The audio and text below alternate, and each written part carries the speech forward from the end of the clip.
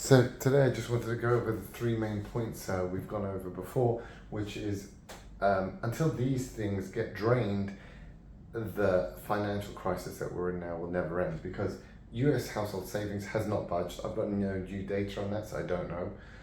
RRP, which is a reverse repo, has gone down a little bit from 2.2 trillion last time in April to 2 trillion now. So it's gone down 10%. But basically, until they reduce the rate that the US government pays on this, this money will stay in there because it's just giving a 5%, 5.25% risk-free return. So why would you ever take it out?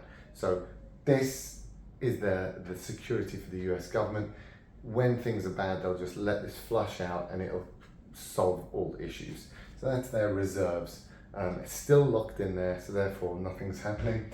US interest payments. I haven't got the Q2 data because obviously it hasn't finished yet, but it will be higher. It's 980 billion a quarter now, and it will be over $1 trillion for Q2 for sure because interest rates went up. So that is guaranteed. But now looking at the most woke country in the world, which to show you how bad things can be, I think the US is actually in a much better footing. It is, but the country on a path to self-destruction, a path to Venezuela, is the UK. The UK, which borrowed in March 2022, 5 billion, but in March 2023 borrowed 20 billion. In May 2022, it borrowed 9.5 billion, and in May 2023, it borrowed 20 billion. So May, April, March, all three record months of borrowing. Insatiable, cannot be stopped. And the reason it cannot be stopped is there are three issues in the UK, and to a lesser extent in every other country in the world, but the UK is the worst in all of them. And the reason is this.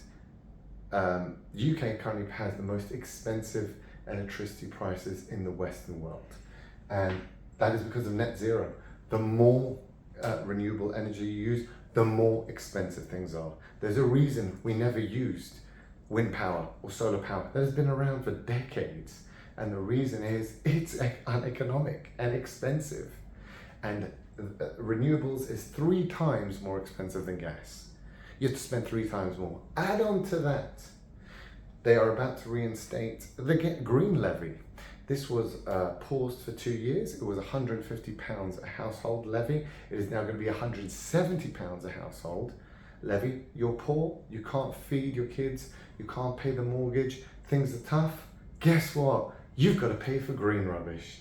Oh, and your energy bills are the highest in the Western world, which causes the highest inflation rate in the UK at the moment than in the entire G20 except for Turkey. Highest inflation rate. So net zero. Then you have the last week they got the 10% RPI triple locked benefits, pensions, and government wages increase. So people doing nothing, generating nothing for the economy on benefits, on pensions. They already own the pensions. The old people that own their own home, they got a 10% pay rise. The guy working a proper job maybe got 5%, but they got a 10% pay rise. So obviously they're going to spend it, and that is what has caused higher inflation, and it will keep doing that because for next year, do you know what it'll be? According to the RPI, 11.5%. It's going to go up next year, which means this inflation next year will be even higher in the UK, regardless of the fact that in China at the moment, everything is collapsing. They're in a massive depression. Prices are down 20%. Commodities in the global economy, as stated before, natural gas, wheat, fertilizer, iron, all at record low prices. But it doesn't matter if you're in an economy with very high artificial energy prices and you've just given 10% pay rises to ineffective people in your country, 50% of the country in effect.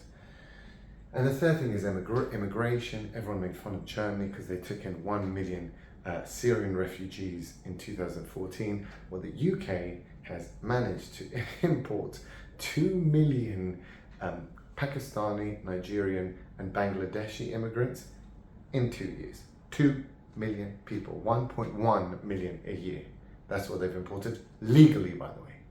Now, the illegal ones coming on boats, about 100,000 a year, they are being housed in hotels. They are costing the taxpayer about £3 billion per year, and it is set to increase to £11 billion per year.